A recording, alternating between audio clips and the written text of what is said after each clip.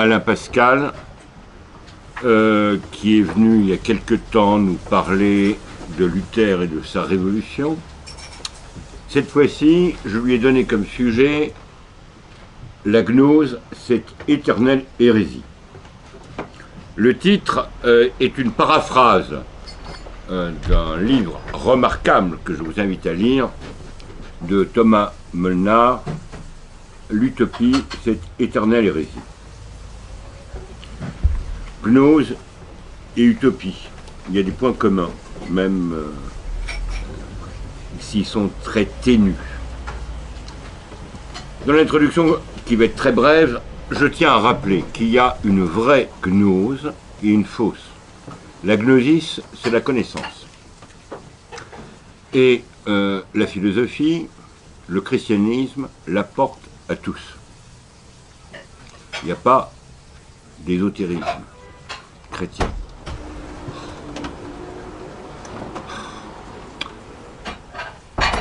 La gnose, qu'elle soit vraie ou fausse, ont des traits communs, entre autres le platonisme ou le néoplatonisme. Et par charité, je ne citerai pas l'auteur, mais un professeur de Nancy a écrit un livre qui peut se prêter à une double lecture. Une lecture orthodoxe, c'est-à-dire conforme à la foi droite, et une lecture gnostique. Et si on n'est pas introduit à ces questions, on peut très facilement errer.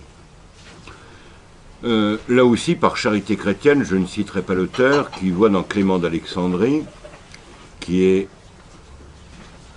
un écrivain ecclésiastique des premiers siècles, qui appartient à la patrologie, un père spirituel des gnostiques.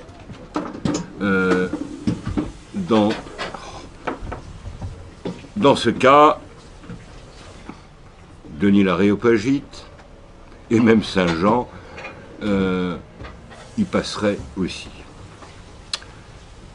Donc je pense que dans votre conférence, d'abord vous allez rappeler les points fondamentaux de la gnose, vraie et fausse, et en quoi elle peut nous amener, disons, à des déviations graves. Et par la suite, qui sera un complément de cette conférence, il y en aura une autre au cours de l'année sur Guénon, qui est à la fois, par certains côtés, un gnostique, et qui a pu séduire beaucoup d'esprits. Alors, certains ont pu trouver la vraie foi en lisant Guénon, mais comme certains ont pu trouver la foi en lisant Renan. Et le pauvre Renan aurait été bien surpris s'il avait su qu'il avait fait quelques conversions posthumes. À vous, cher ami. Amis de la Résistance, bonsoir. Les voies de Dieu sont impénétrables, donc effectivement, des mauvaises lectures peuvent parfois amener à des bonnes idées ou à la vraie religion.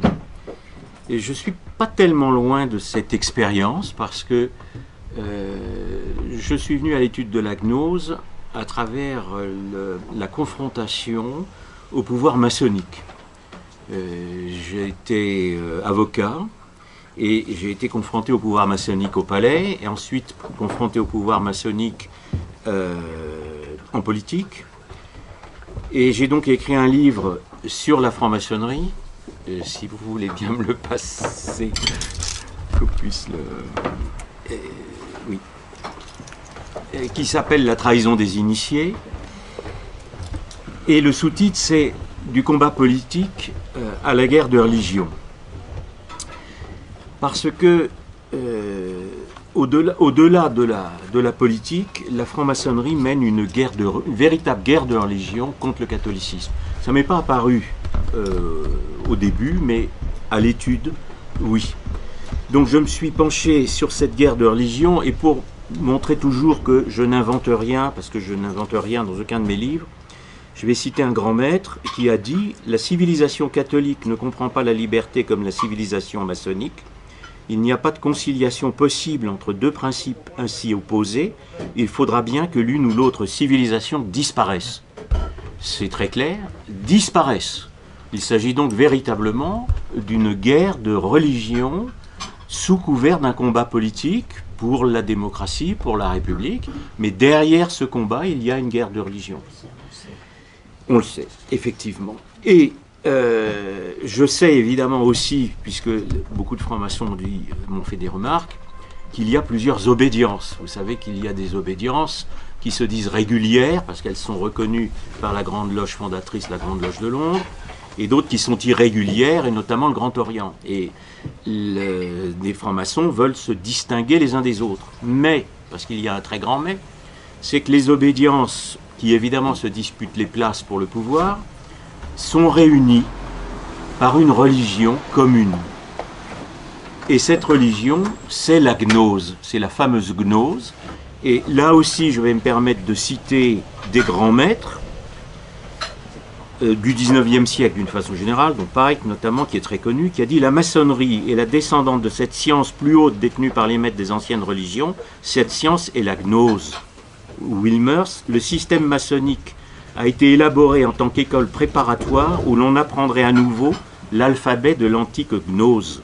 Wirth, tout véritable initié bénéficie d'une illumination qui lui permet de conquérir la gnose. Donc c'est extrêmement clair, retenez le terme gnose et le terme illumination, c'est le fondement de la religion maçonnique. Et éternelle hérésie, puisque c'est une hérésie des premiers siècles dont je vais reparler, mais la gnose maçonnique est aujourd'hui quasiment la religion du mondialisme. Il y a une actualité à se pencher sur le problème de la gnose, parce que la gnose a traversé les siècles, mais la gnose nous atteint toujours aujourd'hui. J'ai donc écrit ensuite une série qui s'appelle La guerre des gnoses, où j'ai décrit la filiation des sectes des premiers siècles jusqu'au XVIIe siècle pour l'instant, donc en 4 tomes. Et je vais ce soir vous parler du premier, qui est donc un livre qui s'appelle la Pré-Kabbale, et oui, dans lequel je me suis penché sur le début de la gnose. Alors, on va commencer par des définitions, parce que je voulais montrer l'actualité de la gnose. Mais la première définition qu'on puisse donner, qu'a donné tout à l'heure le frère Thierry d'ailleurs, c'est le mot gnosis qui vient du grec, qui veut dire connaissance. Donc c'est la connaissance supérieure, c'est une connaissance qui n'est pas offerte à tous, c'est une connaissance, la connaissance supérieure réservée à des initiés. Dans l'Antiquité païenne, c'était la connaissance des mystères de l'Antiquité.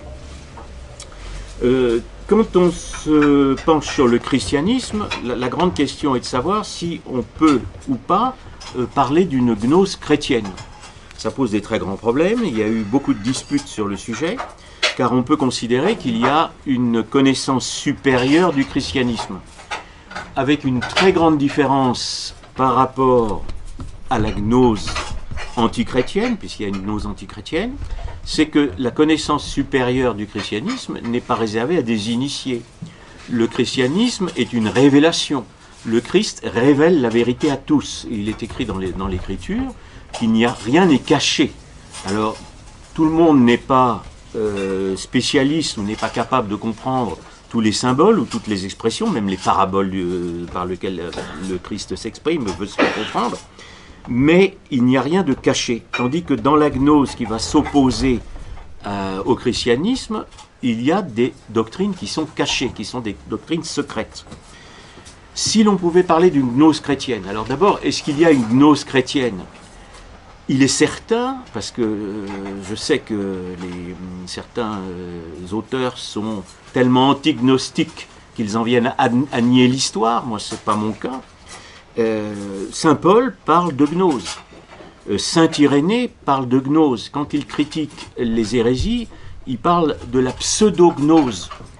Donc il y aurait une vraie gnose qui serait la gnose chrétienne, et il y aurait une fausse gnose qui serait la gnose des ennemis du christianisme. Moi, j'avais tenu l'expression de Bossuet. Je me penche, va sortir un livre là sur le XVIIe siècle où je vais opposer Pascal à Descartes, puis viendra un livre où j'opposerai Bossuet à tous les auteurs du XVIIIe siècle. Et Bossuet reproche à Fénelon d'être gnostique. Il reproche à Fénelon de suivre une fausse gnose par rapport à la vraie. Et même reproche à l'égard de Leibniz. Et vis-à-vis de Leibniz, c'est extrêmement important parce que Leibniz est, comme vous le savez, le père de l'œcuménisme moderne. Donc, à partir du moment où Bossuet reproche à Leibniz de suivre la fausse gnose, ça veut dire que l'œcuménisme moderne est un faux œcuménisme. Donc nous sommes toujours dans une actualité qui est beaucoup plus brûlante, c'est le cas de le dire, puisque l'enfer est presque devant nous, que l'on pourrait croire. Ce ne sont pas des sujets anciens, ce sont des erreurs, des hérésies qui ont des conséquences toujours actuelles. Donc cette gnose chrétienne, saint Paul en parle, mais il reproche à un certain Apollos de faire du christianisme une gnose, en disant mais dans le christianisme, il n'y a pas de gnose dans la mesure où tout est révélé. Quand saint Irénée s'oppose aux gnostiques, vous savez que c'est par lui d'ailleurs que beaucoup de doctrines gnostiques sont encore connues, parce qu'il les a combattues. Je pense que d'autres les auraient continué à les faire vivre, mais quand même, il leur reproche justement de suivre cette fausse gnose. Alors si l'on pouvait parler d'une gnose chrétienne, elle serait en fait la connaissance de l'apocalypse, l'apocalyptique.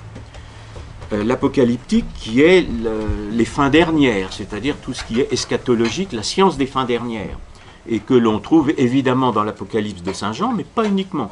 Vous avez des données apocalyptiques que l'on peut trouver, y compris dans Saint Matthieu par exemple.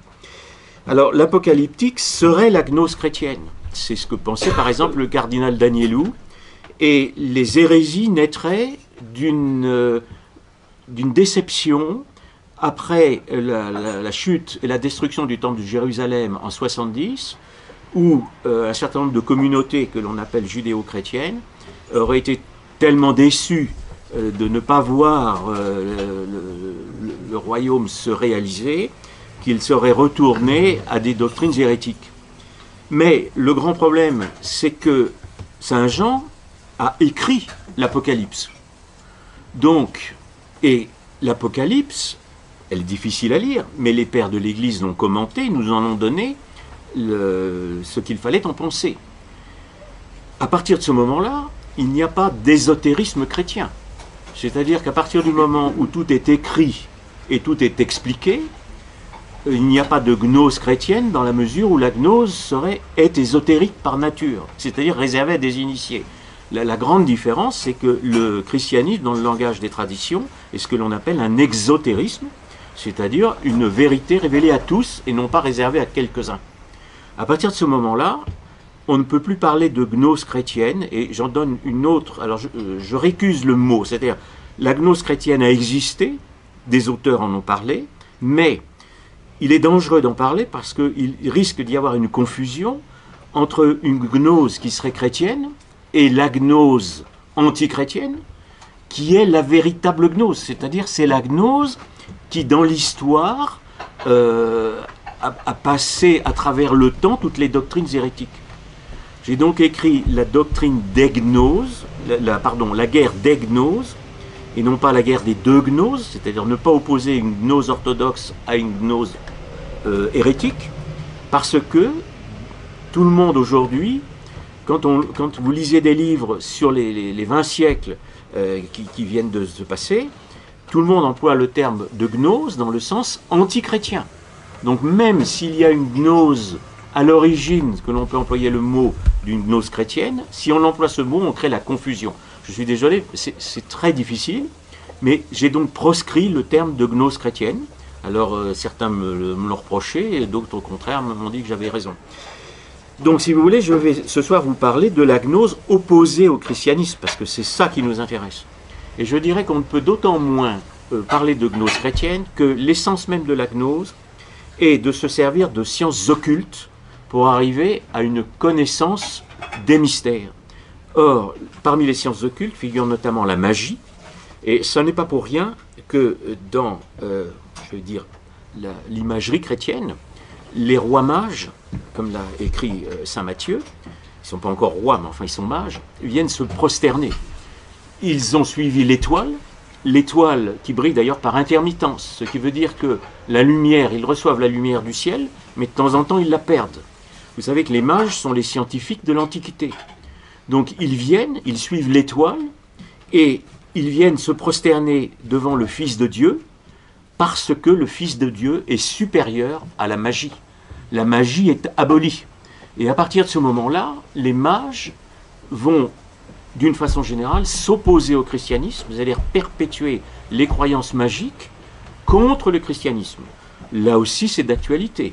Il n'y a pas une heure à la télévision où un enfant ou un sportif n'emploie pas le mot, c'est magique. Tout le monde dit c'est magique. On prêche, si je peux m'exprimer ainsi, aux enfants, le culte des sorcières, c'est-à-dire le culte de la magie. Donc nous sommes toujours dans l'actualité. Donc en fait, c'est cette gnose magique qui va participer à ce mouvement qui s'appelle le gnosticisme, donc mouvement opposé au christianisme depuis le 1er siècle.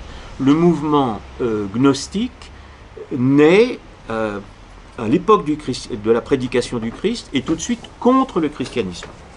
Il y a eu pas mal de livres qui ont été publiés récemment et qui ne donnent pas, à mon avis, l'essence même, c'est-à-dire qui cherchent à innocenter certains des doctrines hérétiques. Le gnosticisme a 3 sources, donc je vais vous les donner, que je donne dans ce livre donc, qui s'appelle l'après-Kabbale. Et les 3 sources sont d'abord l'essénisme, le fameux essénisme, secte juive qui existe avant le christianisme, et auquel certains littérateurs fortunés, puisqu'ils vendent des millions d'exemplaires, rattachent le Christ. Or, le Christ n'est évidemment pas un essénien, ni Saint Jean non plus.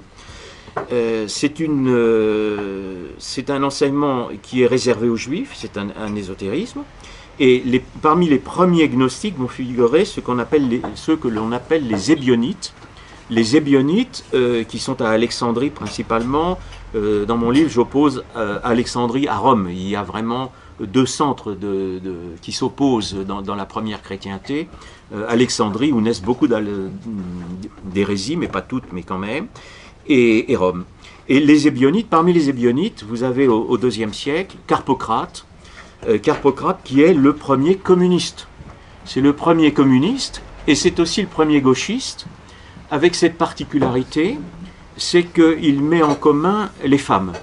Donc nous vivons aujourd'hui la révolution sexuelle de mai 68, mais la révolution sexuelle, elle naît déjà à l'époque. Alors le raisonnement est très simple, beaucoup de gnostiques se considèrent comme des gens purs, des êtres uniquement spirituels, donc ils peuvent s'adonner à la chair sans aucune limite. On peut transgresser la loi, et à partir de ce moment-là, nous ne péchons pas parce que nous sommes purs.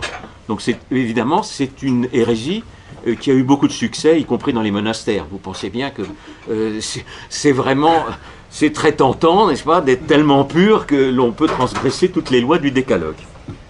Ça, c'est la première source des hérésies, donc c'est l'essénisme. Deuxième source, celui que l'on appelle le père du gnosticisme dans l'histoire officielle, qui est Simon le magicien. Et il ne porte pas le nom de magicien pour rien, parce que justement, il est le premier à opposer la magie à l'enseignement du Christ. On le connaît par les actes des apôtres. Les apôtres vont baptiser en Samarie, et c'est un juif samaritain, et il veut leur acheter le pouvoir de faire des miracles, d'où le simonisme, c'est-à-dire le pouvoir de l'argent ensuite dans l'Église, par déviation. Mais Simon, évidemment, les apôtres refusent. Et chose extrêmement importante, les apôtres, à l'époque il y a 2 apôtres en Samarie, c'est Saint-Pierre et Saint-Jean.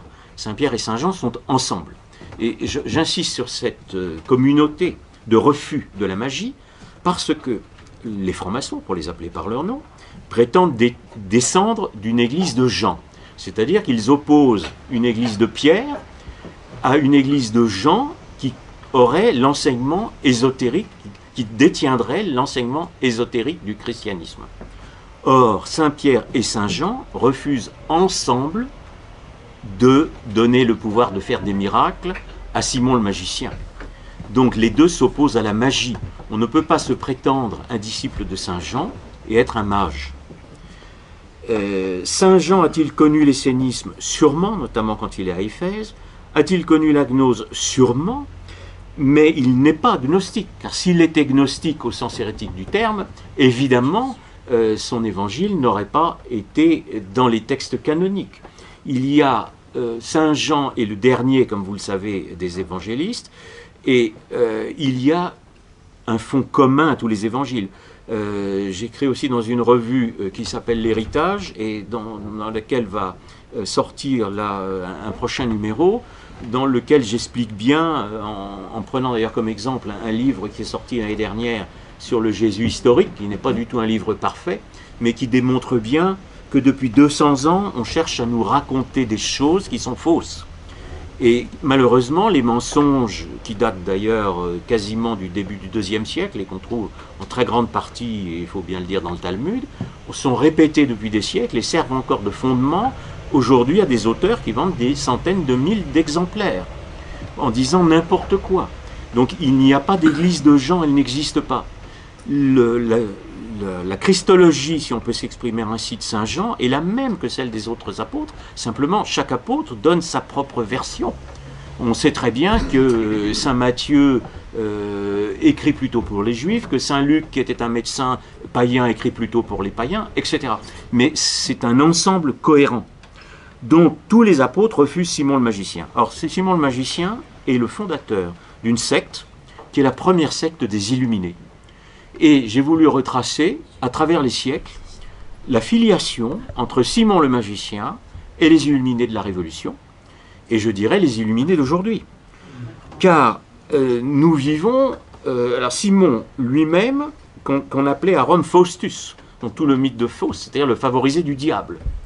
Et Simon lui-même s'accouple avec une dénommée Hélène, qui est une zoroastrienne, donc de la gnose iranienne, plus ou moins convertie au judaïsme.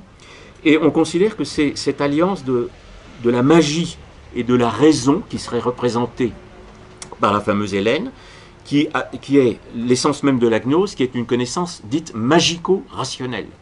J'insiste sur les deux termes parce que magico et rationnel, ça ne va pas très bien ensemble. Et beaucoup de sectes vont perpétuer cet enseignement jusqu'à aujourd'hui, parce que c'est l'essence même du New Age. Le New Age d'aujourd'hui, c'est une connaissance, c'est une sorte de pathos kabbalistique qui dérive d'ailleurs du hassidisme du XVIIIe siècle, et qui est une connaissance magico-rationnelle. Donc nous sommes toujours dans l'actualité. Troisième source du gnosticisme, Philon le Juif. Philon le Juif, qui est le plus grand philosophe. Alors là, on va s'intéresser à un deuxième aspect de la gnose, qui va être l'aspect philosophique de la gnose, qui est le plus grand philosophe d'Alexandrie, et qui est le plus grand philosophe d'une école que l'on appelle l'Hellénisme. Et Philon le Juif est le véritable créateur d'un mouvement philosophique que l'on appelle le néoplatonisme. Le plus grand philosophe néoplatonicien sera au IIIe siècle Plotin, qui est un disciple de Philon le Juif. Et pour vous donner l'importance de Plotin, on peut tracer une filiation qui va de Plotin à travers les philosophes dits arabes, qui ne le sont pas nécessairement à part Averroès, puisque les autres sont Avicenne, qui était un Perse, donc ne dites pas un Perse qu'il est un Arabe, et Maïmonide, qui était un rabbin. Donc les fameux philosophes arabes sont tous plotiniens, et ils transmettent l'enseignement de Plotin à la Renaissance, et ils transmettent l'enseignement de Plotin à Descartes et à Leibniz. Leibniz est un héritier de Plotin. Donc si vous voulez, et nous retrouvons à ce moment-là la source de l'œcuménisme contemporain, et Plotin est également l'ancêtre reconnu de Spinoza, donc aussi de Marx et de Marcuse. Vous avez toute une histoire de la philosophie que je retrace là maintenant dans 4 tomes, le deuxième va sortir, qui va s'appeler La conspiration des philosophes, pour démontrer que à partir du début du christianisme, dans la gnose vont naître 2 voies. Une voie qui s'appelle la voie des Illuminés, qui vient donc de Simon le magicien, la première secte des Illuminés, qui conduit au début du XVIIe siècle à Jacob Böhme. Jacob Böhme, qui est un théosophe, donc gnose va jusqu'à la théosophie, dont Guénon a aussi évidemment beaucoup parlé. Et Jacob Böhme va élaborer un idéalisme avant Descartes. Tous les idéalistes allemands, notamment Hegel, disent qu'ils tiennent leur doctrine de Böhme et non pas de Descartes. Donc en fait, vous avez une voie qui est dite rationaliste et qui démarre avec Philon le Juif, mais vous avez aussi une voie qui est dite irrationnelle avec Simon le magicien et qui conduit par Böhme à la même philosophie que Descartes, Descartes étant le premier philosophe idéaliste. J'insiste là-dessus parce que la philosophie moderne est une inversion de la scolastique chrétienne. Les philosophes modernes ont repris le vocabulaire de la scolastique, je pense particulièrement à Descartes, pour le retourner en son contraire. Donc quand ils prétendent à la raison, en vérité ils ne sont pas rationnels parce que leur philosophie descend de la gnose, de la théosophie et de ce qui leur est commun, c'est-à-dire l'illuminisme. L'illuminisme, ce n'est pas une mystique, contrairement à ce qu'on peut lire dans les dictionnaires, c'est une illumination, et notamment par le soleil égyptien. J'en reviens à mon premier Philon le Juif, parce que tout vient de lui. Il a concilié la philosophie grecque, l'ésotérisme juif et l'ésotérisme égyptien pour créer ce mouvement illuminatif qui s'appelle le néoplatonisme. Alors un chrétien peut être platonicien, c'est-à-dire peut trouver dans Platon les prémices d'un certain nombre de doctrines qui sont compatibles avec le christianisme. C'est pas toujours facile. Donc saint Augustin a eu un très grand mérite à tenter de christianiser Platon, car il y a effectivement des doctrines dans Platon qui sont absolument incompatibles avec le christianisme. La philosophie grecque se conçoit dans ce que l'on appelle un monisme métaphysique. Vous savez que dans la Genèse, Dieu crée, à partir de son verbe, un être autre que lui. Donc vous avez deux êtres, vous avez un dualisme métaphysique, vous avez un être créateur qui est Dieu, et un être créé qui est la nature. Alors que dans l'Antiquité, les dieux étaient dans la nature, c'est-à-dire qu'on était ce qu'on appelle le panthéisme. Conception que l'on va retrouver dans l'idéalisme philosophique, parce que il faut savoir si un esprit, quand on parle d'un esprit créateur, il faut savoir si cet esprit est interne au cosmos ou s'il est externe au cosmos. Là aussi, c'est une chose extrêmement importante, c'est que la gnose est moniste, c'est-à-dire moniste métaphysiquement, c'est-à-dire que l'être est un, comme dans Platon. Par contre, Platon avait l'intuition de quelque chose d'autre. Platon a l'intuition de Dieu, mais il ne l'établit pas en distinguant l'être de Dieu de l'être du monde. Il est donc beaucoup plus facile de christianiser Aristote, ce que fera saint Thomas après. Mais le problème de la philosophie moderne, c'est que par le biais de la Renaissance, elle a repris dans l'Antiquité et dans la philosophie arabe le monisme de l'être. C'est-à-dire qu'aujourd'hui, notamment l'évolutionnisme, nie un être créateur, et donc la nature comprendrait sa propre cause et sa propre principe d'évolution à partir d'elle-même. Nous sommes donc dans deux systèmes totalement différents. Mais dans lequel sommes-nous aujourd'hui? Nous sommes dans le second. Nous ne sommes plus aujourd'hui dirigés par des philosophies ou par des gens qui conçoivent encore un être créateur. J'ai entendu récemment parler de transcendance, mais il faut savoir ce que l'on entend derrière le terme transcendance. Est-ce qu'il s'agit simplement de quelque chose de supérieur ou est-ce qu'il s'agit d'un autre être? En théologie, la transcendance, c'est un autre être, c'est Dieu. Le mot transcendant doit s'adresser qu'à Dieu. Là aussi, c'est d'actualité. Philon le Juif est l'ancêtre donc du néoplatonisme, dont toute la philosophie moderne dérive, et il est également l'ancêtre officiel de la Kabbale. La Kabbale, c'est le mouvement de l'ésotérisme juif qui est du XIIe, XIIIe siècle, notamment un livre qui s'appelle le Zohar, et qui a inspiré la Renaissance et la Réforme. Donc si vous voulez, j'ai tracé la route, hérétique par hérétique, depuis Philon le Juif jusqu'à la Renaissance et à la Réforme, qui ne sont évidemment pas du tout ce que l'on nous explique dans les livres d'histoire habituels. La Kabbale est du XIIe siècle, mais en vérité, elle reprend des doctrines qui sont celles de la gnose, puisqu'elle reprend les doctrines de Philon le Juif ou d'autres. Ce pourquoi j'ai appelé le premier tome de ma guerre des gnoses la pré-Kabbale. C'est parce qu'en vérité, pardon si c'est un peu compliqué, mais il existe une Kabbale avant la Kabbale.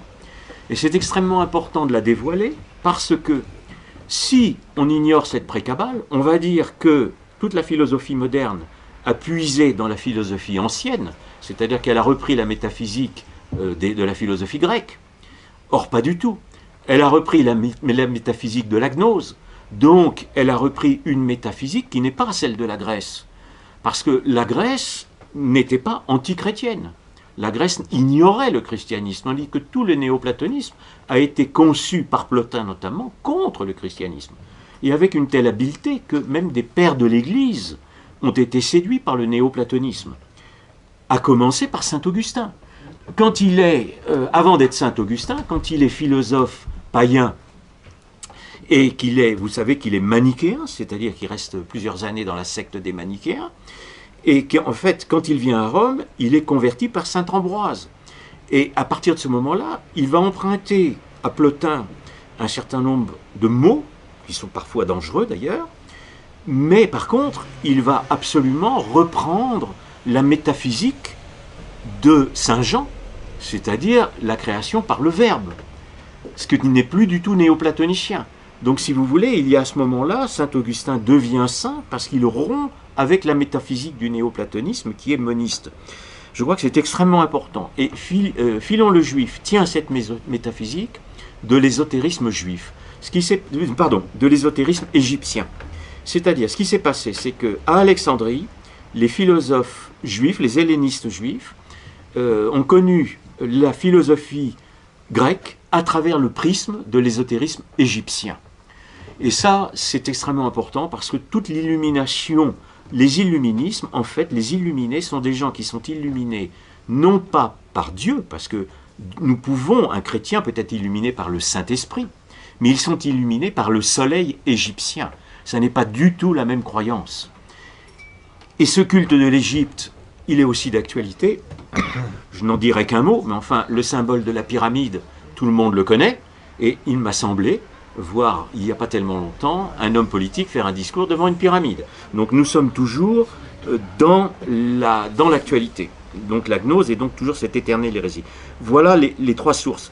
La troisième, sur Philon le Juif, est importante parce que la gnose se veut aussi une sotériologie, c'est-à-dire une science du salut par la connaissance. Nous pouvons, vous parliez tout à l'heure, frère Thierry, de Clément d'Alexandrie. Donc Clément d'Alexandrie est le premier, est un des fondateurs de la théologie, parce qu'il se penche sur la philosophie grecque pour conforter, pour que les païens se convertissent au christianisme en leur expliquant l'intelligence du christianisme. Mais il est comme sur un fil.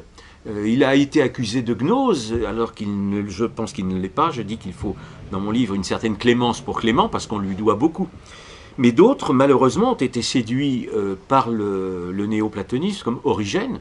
Et surtout les disciples d'Origène, parce que Origène lui-même est mort en martyr de la foi. Il a écrit des livres d'apologétique qui sont remarquables, mais il a été probablement trop gnostique, et en tout cas ses disciples ont été condamnés parce que très souvent les disciples sont allés beaucoup plus loin que ce qu'il y avait dans les doctrines elles-mêmes. Donc cette sotériologie par la connaissance, c'est aussi le fond de la philosophie moderne. Donc, je vais retracer par exemple l'histoire d'un éon. Vous savez qu'un éon, les éons, ce sont des esprits, dans la gnose évidemment, ce sont des délires, mais ce sont des manifestations de Dieu, des esprits qui seraient des manifestations de Dieu. Et ces esprits, alors il y en a un certain nombre et qui se regroupent dans ce que l'on appelle le plérome, n'est-ce pas, qui serait une sorte de conscience cosmique unie. Bon, là encore, le mot cosmique est extrêmement important, parce que l'implication politique du cosmisme, des cultes cosmiques, c'est le cosmopolitisme. Donc, avec la gnose, nous remontons à la source du cosmopolitisme. Le cosmopolitisme est fondé à Alexandrie à la même époque. Donc, nous sommes toujours dans l'actualité. Donc, cet éon gnostique, Sophia, est un éon féminin. Alors les dames ne m'en veuillent pas, je n'en veux rien au féminin, mais vous avez dans toutes les traditions deux principes, le masculin et le féminin. D'ailleurs, c'est une distinction qu'on le retrouve dès le Tao chinois, et que l'on peut, le fameux yin et yang, et que l'on retrouve dans la Genèse. La Genèse donne toute une explication du masculin et du féminin. Et vous savez que nos ennemis d'aujourd'hui veulent rayer la Genèse. C'est-à-dire que lorsqu'aujourd'hui on vous parle de la libération de la femme, ou que l'on vous parle du féminisme, il ne s'agit nullement d'améliorer le sort de la femme. Il s'agit uniquement de mettre en avant ce que l'on appelle le féminin ésotérique. Pourquoi ? Pourquoi mettre en avant ce féminin ésotérique ? Parce que les intellectuels gauchistes, dont certains sont d'ailleurs des fous furieux, on va appeler les choses par leur nom, ont accusé le fascisme d'être masculin. Donc notre Occident chrétien serait masculin, et Dieu le Père serait un Dieu masculin, qui serait à l'origine du fascisme, tout ça ne reposant sur rien, évidemment. Mais donc, il faudrait, pour détruire l'Occident, puisque c'est leur but, féminiser l'Occident. C'est-à-dire détruire l'équilibre, la coïncidence des contraires qui existent dans la Genèse, évidemment, comme ailleurs, car le masculin ne peut pas se passer du féminin, et réciproquement, car sinon il n'y aurait plus de vie. C'est l'union du masculin et du féminin qui permet la perpétuation de la vie. C'est ainsi que Dieu nous a créés. Il crée hommes et femmes au sexe différencié. Là, on arrive à une autre gnose qui est toujours d'actualité, qui est la fameuse gnose hermétique. Au IIe siècle, les hermétiques, qui se prétendent chrétiens, mais qui sont judéo-égyptiens, donc qui ne sont pas chrétiens, écrivent une cosmogénèse, c'est-à-dire une explication totalement différente de la Genèse, dans laquelle la divinité, qui est un Dieu un, mais ce Dieu un n'est pas du tout le Dieu chrétien, parce que c'est un Dieu androgyne. C'est un Dieu qui est à la fois masculin et féminin. Et beaucoup d'hérétiques vont considérer ensuite que le Saint-Esprit est féminin. Ce sera toujours condamné. C'est aussi une hérésie extrêmement importante, parce que on va par exemple, quand on va arriver à l'époque des troubadours, opposer le féminin déjà au masculin qui serait déjà l'Occident. Alors vous savez que c'est aussi une accusation qui est totalement fausse, parce que le christianisme a toujours donné un rôle éminent à la femme, au fameux, pas au Moyen-Âge, j'ai failli parler de Moyen-Âge, alors je lutte contre cette expression, aux temps féodaux, la femme remplit un très grand rôle dans la société féodale. D'ailleurs, ce sont des femmes qui entretenaient les troubadours. Donc l'accusation d'excès masculin, et il y avait des ordres féminins. Donc tout ça ne tient pas.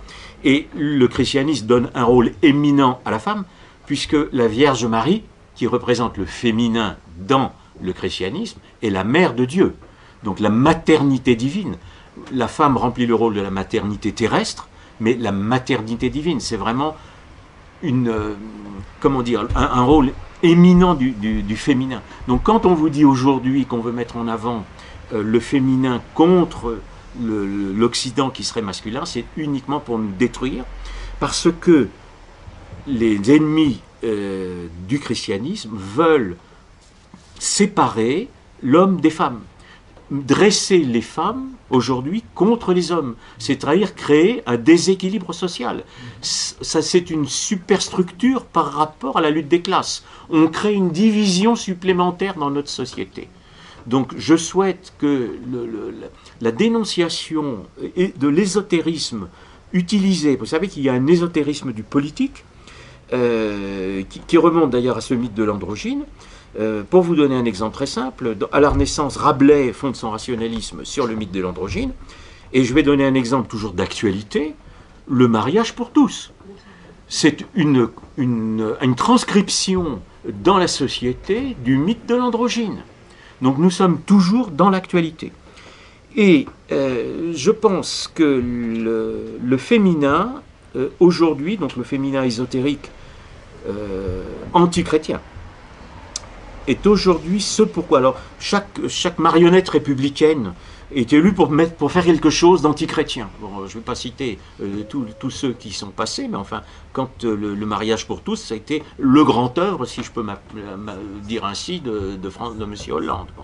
Et je suis persuadé que la directive pour laquelle M. Macron a été élu est d'accentuer la féminisation de notre société au sens ésotérique.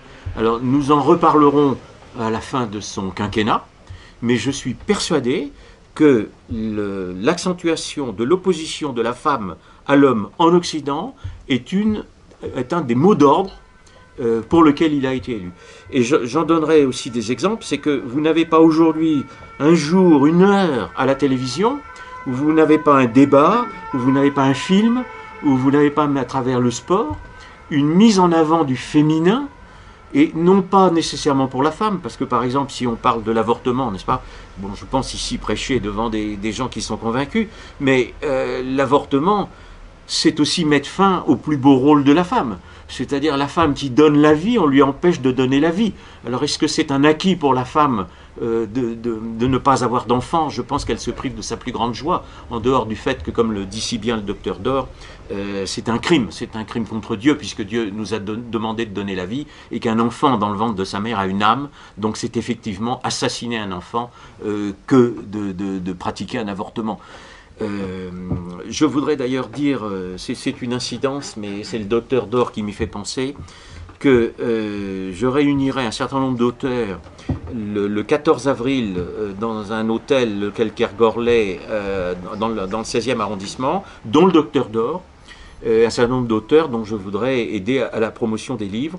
Je vous donnerai tout à l'heure, et ça sera sur Internet, sur le site de la librairie française, et pour que des auteurs qui se penchent sur ce genre de problème aient aussi une diffusion qu'ils méritent.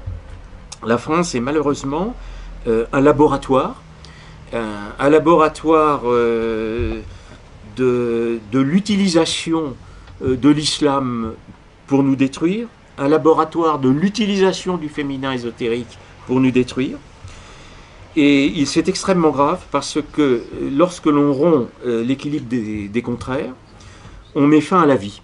La coïncidence des contraires est nécessaire, donc on arrive à une mort intellectuelle, parce que vous avez par exemple dans la pensée chrétienne la première donnée qui sera féminine, qui est l'intuition.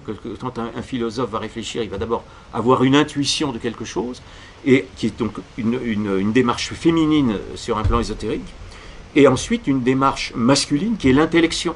Alors vous ne pouvez pas avoir une pensée qui se passe de l'un ou de l'autre. On ne peut pas avoir une pensée uniquement féminine, une pensée masculine.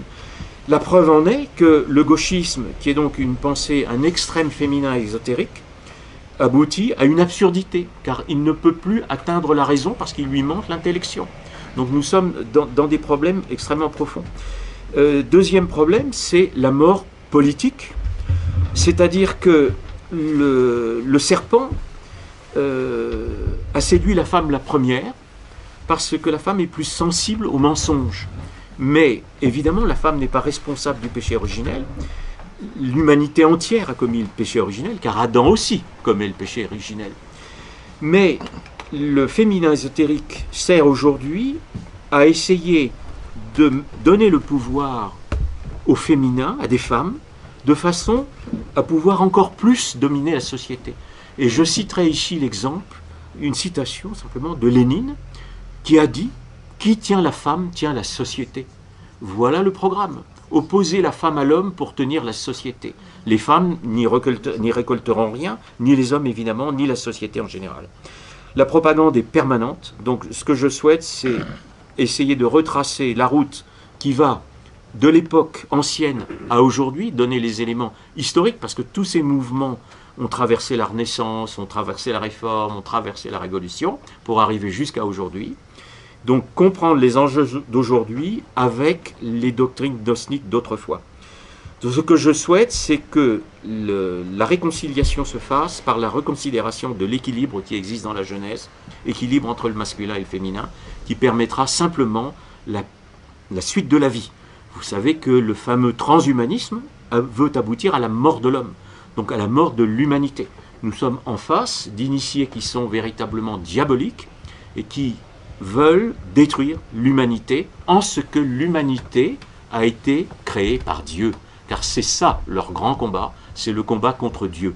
Donc ce que je souhaite, c'est que nous servons Dieu, que nous le servions par notre foi, mais aussi par notre intelligence, et que nous nous adressions aux païens actuels. Donc je m'adresse aux non-croyants autant qu'aux croyants, on me l'a reproché, mais je continuerai de le faire, parce que les premiers apologistes ont convaincu les païens par l'intelligence, par la connaissance, et je pense qu'il faut aujourd'hui continuer, reprendre cette démarche en rétablissant la vérité historique. Donc ce que je souhaite, c'est donc la réconciliation, la reconsidération de notre passé, et puis, pour tout dire, la reconversion de la France. Car sans notre religion, notre nation ne remplit plus la mission à laquelle Dieu l'a destinée. Nous avons une mission eschatologique, nous ne sommes pas la seule nation à avoir une mission. La Russie en a aussi, par exemple, une. Et si nous ne remplissons pas cette mission, nous ne sommes plus protégés par la providence. Donc à ce moment-là, nous pouvons disparaître. Donc je pense qu'il est essentiel que la religion catholique soit de nouveau reconsidérée en France, voire même redevienne la religion d'État, pour l'instant celle du domaine de l'utopie, mais on ne sait jamais. En tout cas, je souhaite, il faut que nous soyons en résistance, je me considère en résistance contre la propagande médiatique continuelle, pour rétablir les faits et rendre à la France la foi. Voilà. Que Dieu vous garde et que Dieu garde la France. Je vous remercie. S'il vous plaît. S'il vous plaît. Non, s'il vous plaît.